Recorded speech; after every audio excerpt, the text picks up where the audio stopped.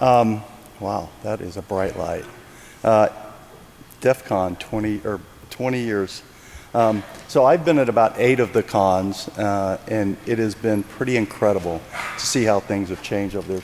I'm actually quite surprised that so many of you are here today, because Jeff's over talking in one of the other rooms. I figured that he would suck all the energy out of this room, so I hope I have something mildly interesting to say. Back in 1999, I was still in the Navy, and DEFCON was still kind of a scary place for government and Navy guys to go. But one of my guys, Sean Murphy, Sean, you're not out there, are you? He said, hey, you know, we ought to go out there. I think there'd be something cool to do for the Navy to go show the flag. And so we talked to the skipper and convinced him to let us send 2 people out here. But because we wanted to kind of be incognito, he had to give us special permission. So I had 2 guys that actually grew their hair out and grew beards for about 2 months, which was pretty unusual. And you know, they were always getting stopped and saying, "Hey, sailor, you need a haircut."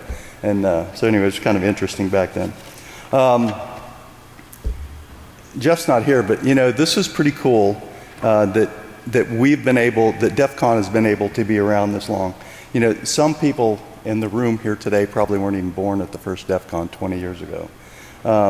And if you've never heard the genesis of DEFCON, how it actually started, you need to go buy Jeff a beer sometime and have him walk through it. But I'm going to walk through it really quickly here at a very high level. Jeff was living in Seattle at the time. He was living with a music producer that was producing hip-hop music. And it was, I guess, kind of lame, but on the hip-hop scene back then, if something was cool, it was deaf. And I know that's pretty lame. And during the 90s, phone freaking was still the rage. You know, and getting free access was what it was all about. And if you go back and you look at the number 3 key on your phone, it's DEF, deaf. So, but what really sealed it for Jeff, the name DEFCON, actually the movie, it was the movie War Games. And while War Games had come out a few years earlier than that, in the movie, Matthew Broderick, he hacks the Whopper computer. Anybody know what Whopper, remember what Whopper stands for? Somebody does.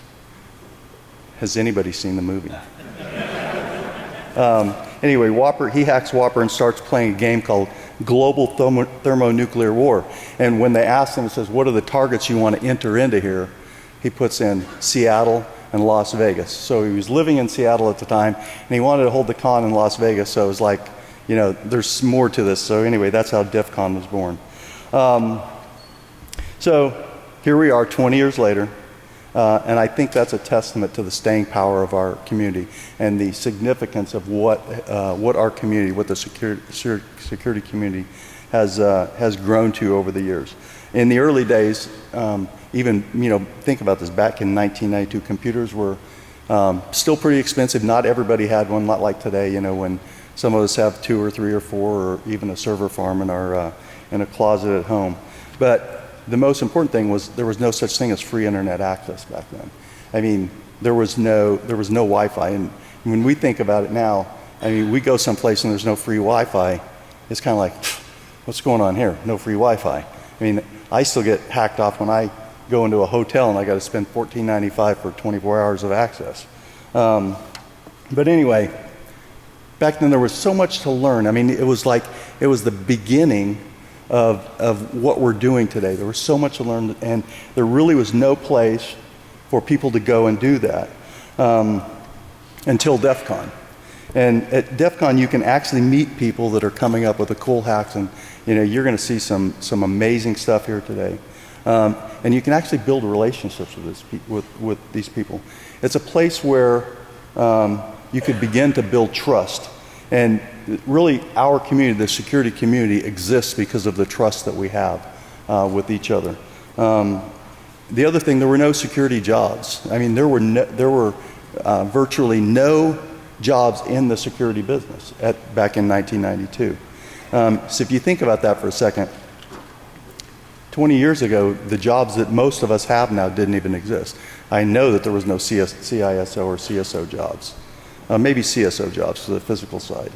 But back in, I was in grad school in 1993. In one of my classes, we got to play with a beta version of this browser thing called Mosaic. And I can remember thinking at the time that this is absolutely the coolest thing in the world. This is going to change the world. And I mean, think about it, the browser was a new term. And there was no World Wide Web. Google wasn't around.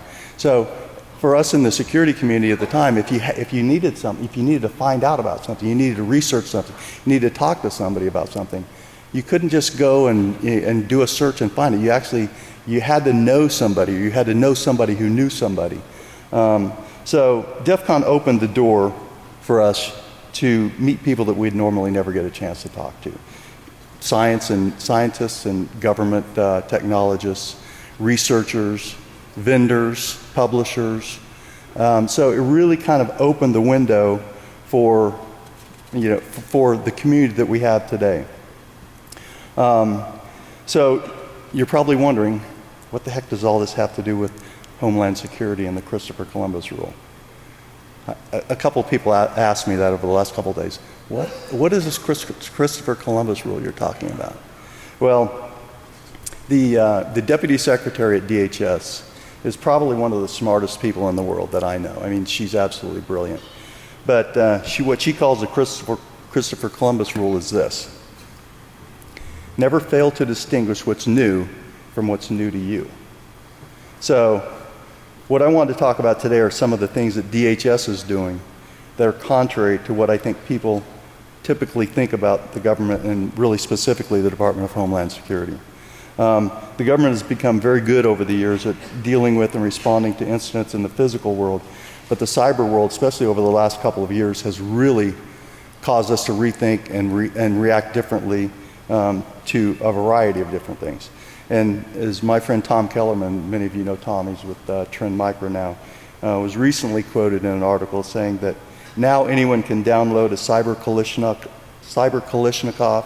a cyber getaway car, and a cyber grenade. It's a pretty cool statement. So one thing I want to tell you up front is that I don't think I'm smarter than you, and I don't think the government is smarter than you. I don't think that I understand your business or your company better than you do. And that's kind of I get that a lot from people as I go around, that people seem to think that we do think we're smarter than the private sector. And I can tell you from my perspective, I've been at DHS for about 7 months now, and I came from the private sector.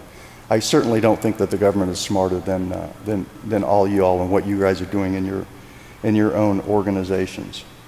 So the mission of DHS is to ensure a safe, secure, resilient place where the American way of life can thrive. It always sounds to me like, if any of you are old enough to remember the Superman show that used to come on every afternoon, that started it with truth, justice, and the American way. It always reminds me of that. But I can tell you that employees at the Department of Homeland Security, at least within our organization, go to work every day thinking about that mission statement. So while the government isn't historically known for innovation or thinking outside the box, that's changed a lot, really over the years, but a lot over the past year at the Department of Homeland Security. Specifically, I think the way we've been driven to approach cybersecurity has caused us to be more flexible, and as we develop and implement new security solutions and services. We're hiring a lot of people from the private sector that are bringing new concepts of thinking. As I said, I've been there for 7 months now, and I've been purposefully, very specifically, targetedly hiring people that have a reputation for thinking outside the box, for thinking the way that government folks don't normally tend to think. Now, I can tell you it's been a little bit unsettling for a lot of people at DHS and in the government, but the 21st century is a terrible time to be a control freak in my mind. In fact, Secretary Napolitano appointed Jeff Moss to the Homeland Security Advisory Council a couple of years ago. There were a lot of eyebrows raised in the hacker community. especially here at DEFCON. I know Jeff took a lot of grief for that initially, but I can tell you he's been center stage on a lot of initiatives in the government and really helping us push the envelope and think differently.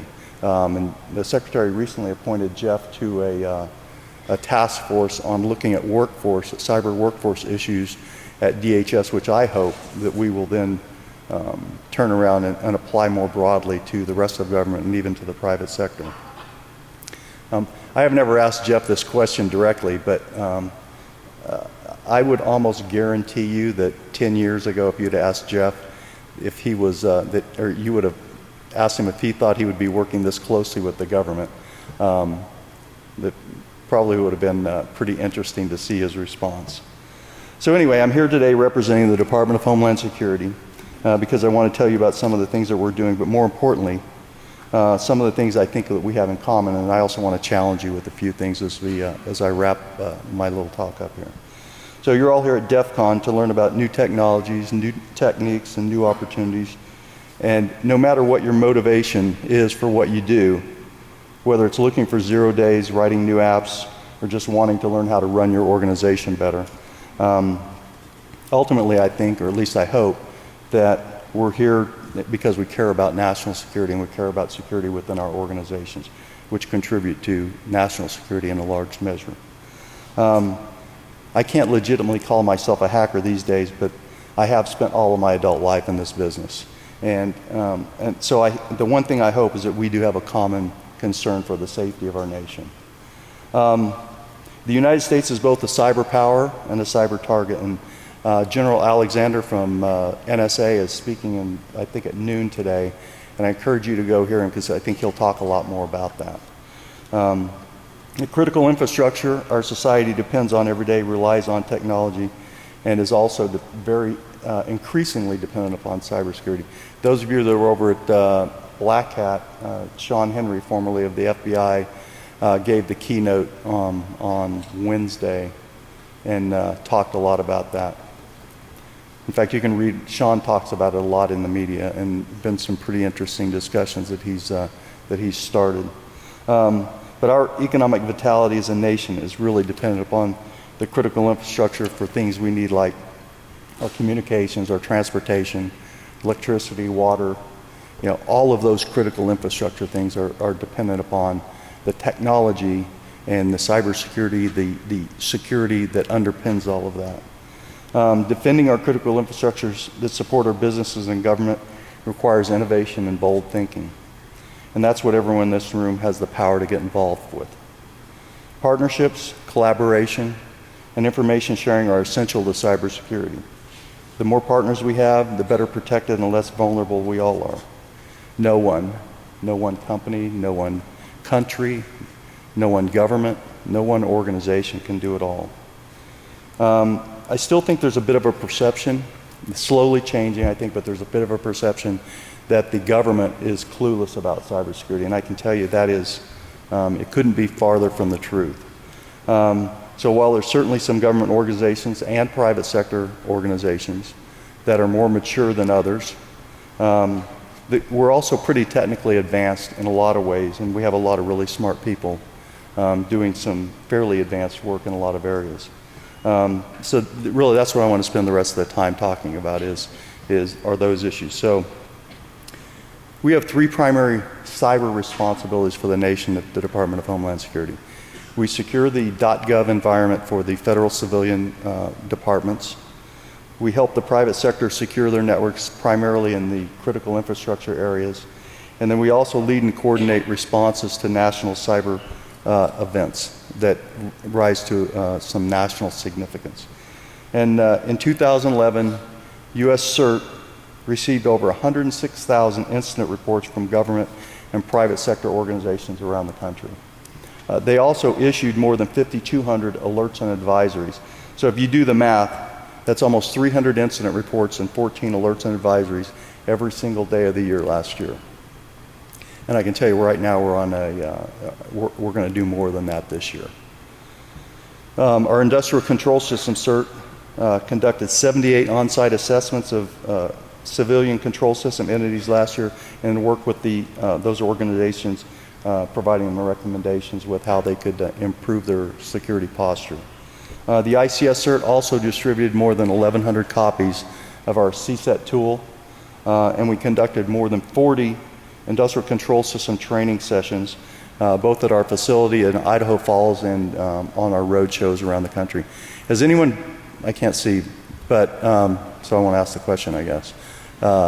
The Industrial Control Systems facility in Idaho Falls, I encourage you to check that out. It's something that anyone can participate in, and I've seen different training facilities around the world where people do a variety of different things, and I tell you, the facility we have in Idaho Falls is absolutely the best industrial control system training, cybersecurity training facility in the world.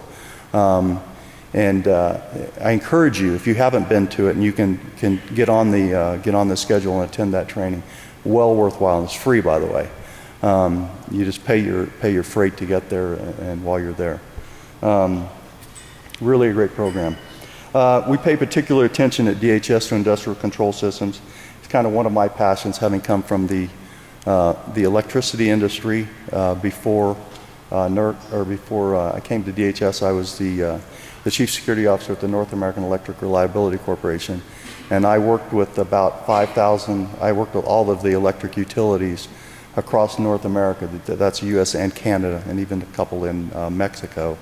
On working with them on ensuring that they were at least taking advantage of what we had to offer at NERC with respect to cybersecurity across their control system environments.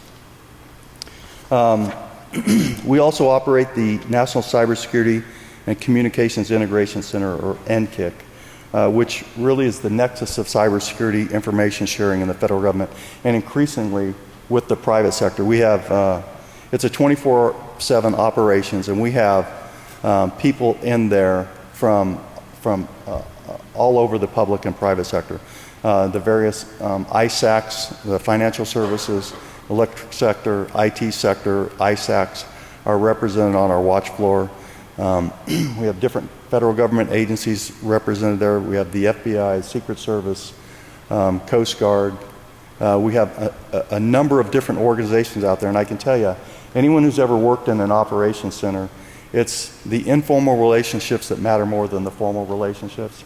And out there, when you have somebody from the Coast Guard or somebody from the Secret Service sitting next to somebody from a bank or somebody working in the financial sector, and they see different events within their sector, they're getting different reports from different companies on different security-related events or incidents that are happening, and you start seeing the magic that happens with that information sharing and how it really grows across the watch floor. And we're able to get a much better operational picture of what's happening across the nation, actually. In combating cybercrime, we work closely with the Secret Service, Immigrations and Customs, the FBI, and really any other law enforcement organization in the country, both at the federal level as well as the state, local level too. So not only do we have a lot of exciting and important work going on in our operations, we participate in a lot of pretty advanced research out of our R&D department in the Science and Technology Directorate at DHS. They sponsor a number of projects that have resulted in new technology, and they continue to drive new initiatives. Way back in 2003, when the President released the National Strategy to Secure Cyberspace, the report called out and said that DNS and BGP were two of the protocols that were actually most vulnerable and needed the most attention. So while I think everyone agrees that this is pretty important for the overall internet security, there wasn't a lot of commercial advantage for a company taking up that banner. So really that was an appropriate role for the government to step in and invest the time and money into begin maturing the security of those protocols. So DHS provided a lot of funding and leadership. And Dr. Doug Mon is one of our, actually he runs the R&D department at DHS, and really he is he's a great guy, but he's been very vocal and forceful about pushing on some things that we in the security business think are really important. He really pushed hard on DNS, and DHS was one of the organizations, I'm not saying the only one, but it was one of the organizations that really pushed hard on getting DNSSEC rolled out. So now DNSSEC, as you know, is rolling out across all of the different top-level domains, and over 70 countries have their top-level domains already signed with DNSSEC. We're also providing funding for the development and deployment of BGPSEC. And as you probably know, the protocol modifications are currently going through the ITF standards process now. And I just talked with Doug a couple days ago, and he told me that they're also providing funding for development of routing public key infrastructure, RPKI, which provides signatures on address blocks provided to registries and ISPs. So that's just kind of a little tip of what we're doing. You know, we're certainly not we're not an in-hotel like of an organization. We're not, although we do provide funding to some startups that have some promise for things that we look for that could develop into something that more broadly is transferable to the government and the private sector. There's a lot of interesting things going, a lot of great opportunities within DHS to get involved with some of those things. So what else are we doing? I'm keyed on 3 prime areas that I believe we need to stay focused on to make the nation stronger.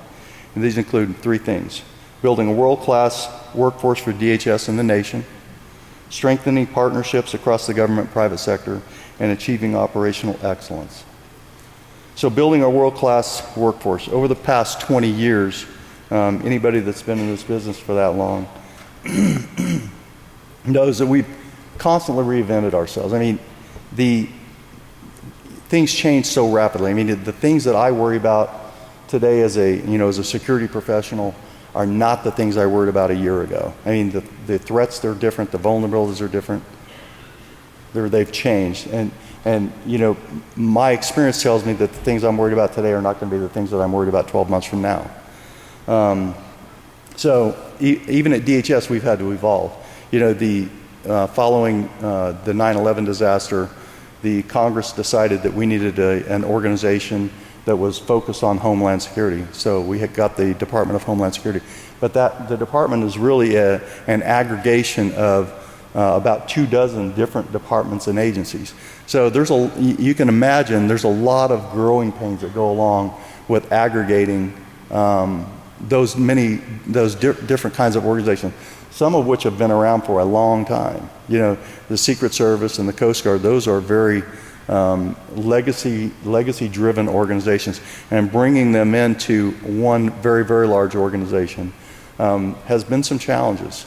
But I mean, DHS, our organization, we're about 240,000 people across the globe, really. 4 years ago in my organization today, we had about 40 people. Today we have close to 400 people doing everything from running the NCIC, running US CERT, running ICS CERT, to doing our national education training programs and our national cybersecurity awareness programs. So we really do a lot. We don't just do operations. We do part of our mission, part of my mission is to go out and spread the gospel. You know, talking to a group like an audience like you today is different than talking to an auditorium full of people in a town or at a university somewhere. The level of awareness of the threat and the vulnerabilities that we deal with on a daily basis, simply not there. So it's a big deal for us. Big part of our mission is to go out and spread that gospel across the nation. So just like you and your jobs, our workload continues to grow, which means we have to have better trained people all the time. So I can't see your hands, but I'm going to ask the question anyway. How many people have all of the cybersecurity talent? Oh, thank you. Wow, magic. How many people have all of the cybersecurity talent in your companies or your organizations that you want and that you think you need? No one. So that means there's not enough cybersecurity talent in the world today. Well, I agree with that. And what I'm talking about here, I'm talking about the uber talented people. I mean the ninja type people that, the kind of people that if you had 10 or 15 or 20 of them or a room like this, I could rule the world. Most companies don't have that. You know, coming from the private sector and working with electric utilities across the nation, there's probably 20 really large electric companies in the country, but there's 4,800 or so that are not very large. And I can tell you, a lot of those companies are clueless. They're absolutely clueless. So we as a community have to figure out how we can raise the bar for everyone. So we have a problem, and that problem is that we don't have enough of those uber talented people to protect our private sector companies, our government, and our critical infrastructures. And those are the people we depend on. You know, you guys are the people that we depend on. The nation depends on.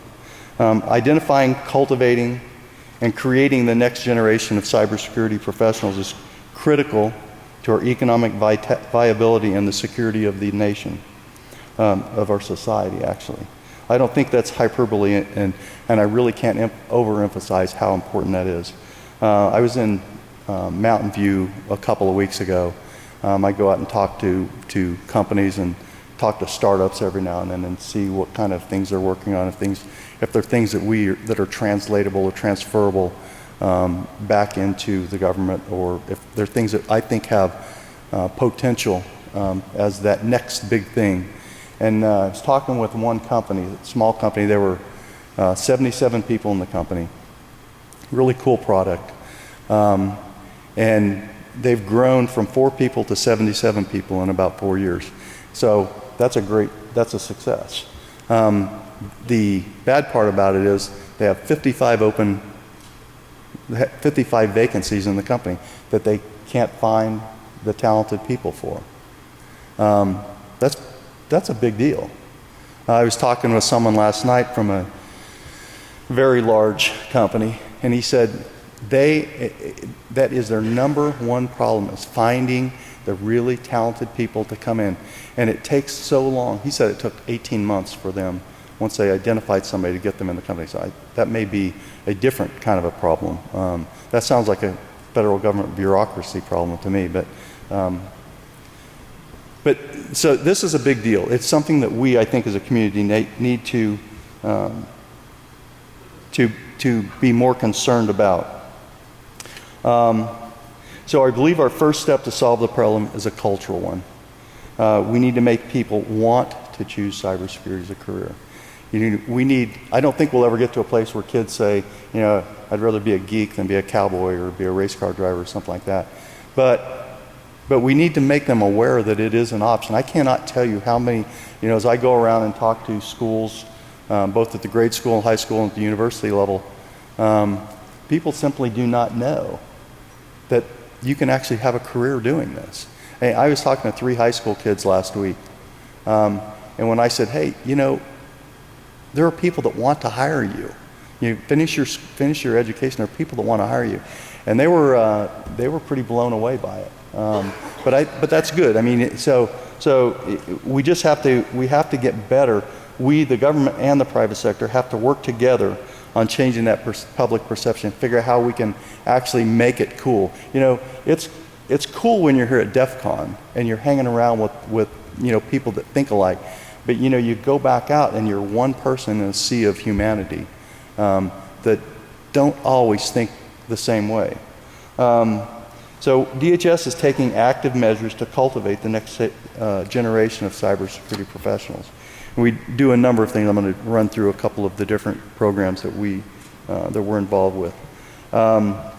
We have a partnership with the National Institutes of Standards and Technology in a nationally coordinated effort focused on cybersecurity awareness, education, training, and professional development. It's called the NICE program. I hate that term. I wish I'd have been around when they were naming that. I would have named it something other than NICE. Anyway, NICE stands for National Initiative for Cybersecurity Education. We also have a partnership with General Alexander's team at the National Security Agency for the National Centers for Academic Excellence by promoting higher education and producing graduates with cybersecurity expertise at 145 different universities and colleges across the country. We also have a partnership with the National Science Foundation called Scholarship for Service program that offers scholarships for 2 years, and then you pay back 2 years of service in a federal government agency. And I really like that program. I actually like all those programs because it's kind of a win-win. You know, we're increasing the talent pool in the country. We're floating the boat a little bit higher, but we get first crack at hiring some of these people back into the government. DHS is also a sponsor of the National Collegiate Cyber Defense Competition. And actually we help sponsor, we co-sponsor a number of other cyber challenge events. I attended the championship for that National Collegiate Cyber Defense Competition a couple months ago. It was in San Antonio. And I tell people all the time, if you're not going there and recruiting, you're missing an incredible opportunity. There are some really bright kids that are coming out of college, and I'm telling you, the last night of the event, they hold a kind of a social, and these kids are rock stars. I mean, there are big companies that are vying for these, 20-year-old kids' attention because they are really looking to hire them. 2 years ago, Boeing was there, and Boeing hired all 8 of the guys on the winning team right there. So a great recruiting opportunity, and I really encourage people to go do that. So I talked about some of the college programs, and I think they're really important, but I don't want to be misunderstood about something. Some of the best security people I know, some of the most brilliant minds I know in our business, never went to college. So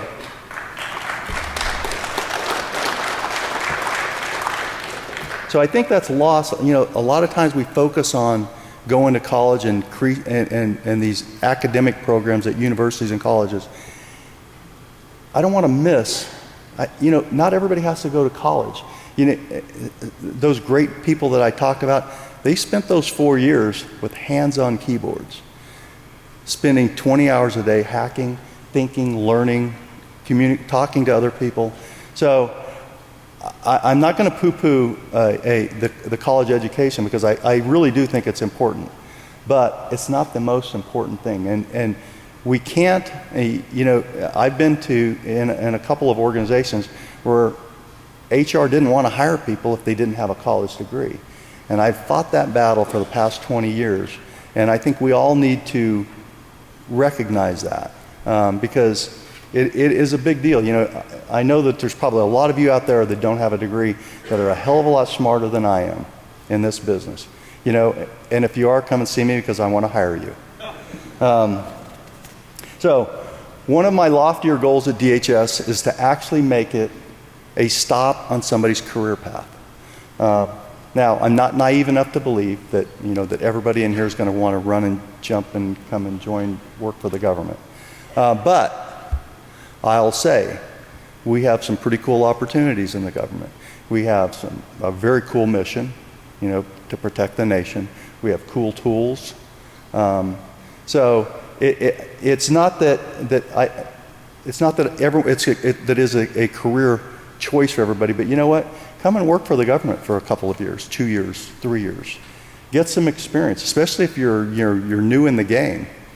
It looks great on a resume, and it gives you the kind of experience that will allow you to go back, to go out and compete a little bit better in the broader community. So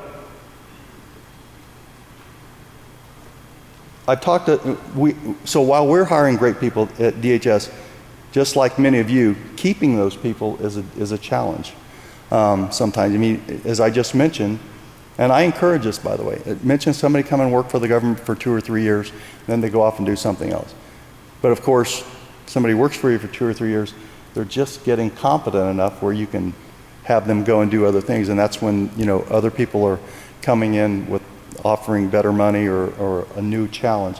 So we have to do that too. I mean, we have to, and we think very, very specifically about this, about how do we train and retain the people we have. And we have a couple of programs that we focus on, certainly with our entry-level training. We bring somebody in, they get the same kind of basic training that probably most of you provide your new employees.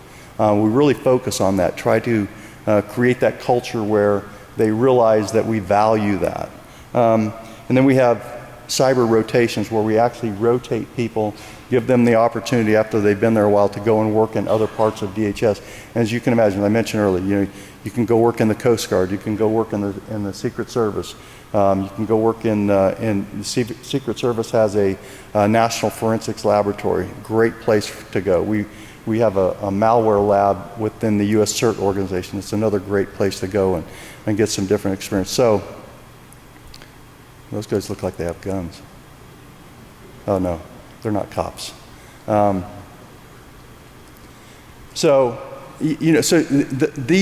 rotational assignments are really, really important for us, and they broaden the experience. And then when they come back to the organization, they're much more valuable to all of us.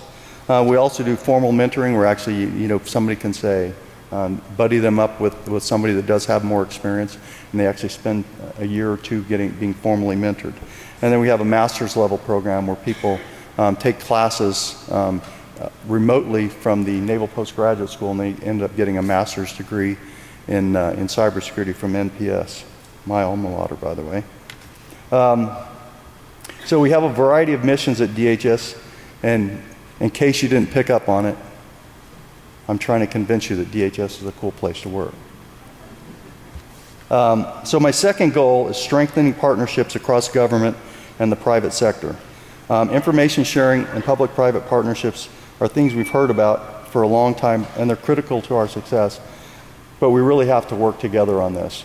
The private sector owns and operates roughly 85% of the nation's critical infrastructure, so collaboration is really important, and partnerships are even more important because they add a lot of value. They help us with, they're effective force multiplier.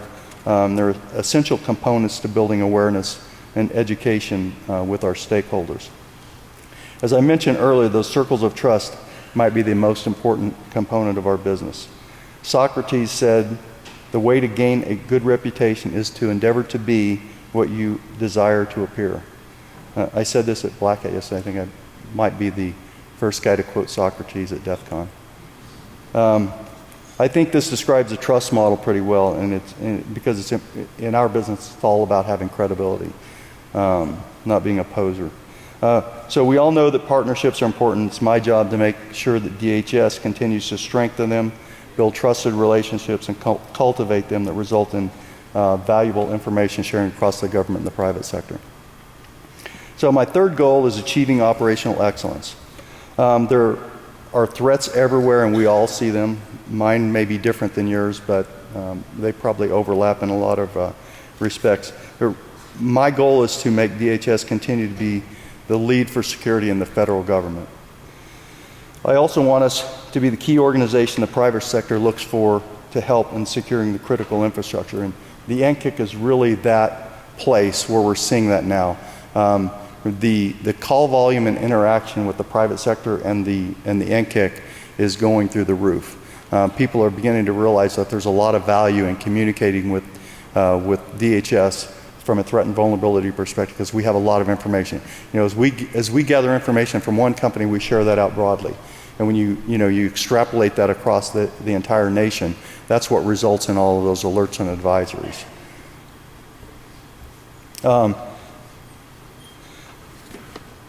So not only are we looking to hire the best people we can find and build a great talent pool, we're also developing and implementing some of the very best products and services available. We're also focused on streamlining our operational areas so that efficiency and consistency are embedded in everything we do. So you've heard that story. This is kind of the way I've worked in building the security programs in the different organizations I've been. The story of you don't have to outrun the bear, you just have to outrun your buddy. Well, we ought to all be building our security programs kind of with that in mind. We build the bar high enough so that we become too much of a challenge, and bad guys go somewhere else. They go where the buddies aren't running fast enough. And we as a nation need to be thinking about that. And going back to my first comment about we're both a cyber power and a cyber target. I'd rather be a target of opportunity any day than a target of choice, by the way. So I'd like to leave you with 3 challenges. And these are things that will help us in our defense of the nation, but also help you and your companies. First off, continue talking about cybersecurity to everybody you can. And I know it's a bit of a cliche, but as I mentioned earlier, you know, and you guys know this too, you get out in different communities, you get in different areas and groups, and people are clueless about what we do. Absolutely clueless about the threats that we face and the impact that it could have on their life and on our society. You guys are the champions, so you know we really need we the nation need everybody in here to raise the awareness level. Go out and speak at a school, at a grammar school or high school. Get involved with a program at a school. I was at Cal Poly Pomona last week. They held a cyber camp. They hold a cyber camp every year. Dr. Dan Manson, he's here somewhere. This guy's a national treasure. Truly, what he does at Cal Poly Pomona is phenomenal. For those of you that don't know, a polytechnical university is different than a regular university. Their motto is they learn by doing. So you go through 4 years of classes at a polytech, but each one of the classes has a lab. So you actually, you have hands-on experience with everything you do. And at Cal Poly Pomona, they have really built one of the premier cybersecurity programs in the nation. Anyway, at last week at the cyber camp, 37 people participated in a week of training, and then they had a CTF event at the end of the week. And so it was just watching these, and some of them were like, I don't know, 16 years old, they looked like, and they actually had a 60-year-old dude in there too in the program. But I mean, it just kind of shows you the range of the people that are getting involved with some of these things. So we are sponsoring a number of these different programs. And does anyone know Alex Levinson? Alex here? Eric Cornelius? Eric better be here. Well, both Alex and Eric were parts of these programs a couple of years ago. Alex is now a senior security engineer at Zynga, one of the great gaming companies up in San Francisco. Eric he works for us at DHS. He's an industrial control system security guy, probably one of the most elite security guys in the industrial control system space in the entire world. But I think that speaks to the quality of these programs that are turning out people like that. I was actually talking with a guy from Rack Space yesterday, and they actually sponsor some programs too at the university level, where they're working with universities, with people at the university on these kind of things, just kind of after school programs, if you would. So these are the kind of programs that we as a nation, we need your companies to support. Get involved with some of these things. The second challenge is to do whatever you can to make security less complicated and confusing for the average user. We've been saying it for years, but complexity is the enemy of good security. We need to continue getting better about building security in, so there's less bolting on later. I'm going to tell Scott Charney's story. Many of you guys have probably heard, some of you have heard Scott talk about this. Scott Charney is the Vice President of Trustworthy Computing at Microsoft. He tells this great story that he has a 4-year-old son and an 80-year-old mother, and he has the same problem with both of them. His 4-year-old son will be on the computer, and he'll get a pop-up, and his son just clicks right through it and goes on because he can't read. His 80-year-old mother, who, by the way, has a PhD, she'd be on her computer, and she'll get a pop-up, and she clicks through because she doesn't understand what it means. So we have to get better. We as a community have to get better, especially if you're developing programs or you're writing code. We have to get better about building security in and making it easier for the average consumer to understand this. I told this story yesterday. I always talk to my dad on the weekend, either Saturday or Sunday. And so if I see his phone number pop up on my phone, on Saturday, Sunday, it's not a big deal. I know it's Dad who wants to chat for a little bit. But if I ever get a call during the week on a Monday night or a Tuesday night or a Wednesday night, I always know he's got some kind of computer problem. He's got some, and I always tell him, I said, Dad, don't click on anything. If you get a pop-up, call me. And so I get these late night calls. He says, okay, I have this pop-up, and he's trying to explain it to me. And we have to make it easier for consumers to deal with this kind of stuff. So I want to talk about open source, just for 1 second. I'm a believer in open source. I know that for some people, they think that the government is opposed to open source. I'm trying to change that, at least at DHS. I think open source has a lot of value. I mean, from the very beginning, I've loved open source technology because it's like evolution. If you're good, you live. If you're bad, you die. And we all have a part in making that, making some of those decisions. And I think open source has a lot of value in helping making things easier for that consumer. So it's said that you can recover from a poor decision, but you can't recover from indecision. So my last challenge to you is to execute. Use your talents for good and not evil. Be part of the solution, don't be part of the problem. Do something good for your country. Because I can tell you, we as a community have a lot of value to the country. We can do a lot of really good things, but we need to focus on doing those good things. Take your ideas and innovations and do something positive. Tony Sager, many of you know Tony. He recently retired from the 25 or 30 years or 40 years forever at the National Security Agency.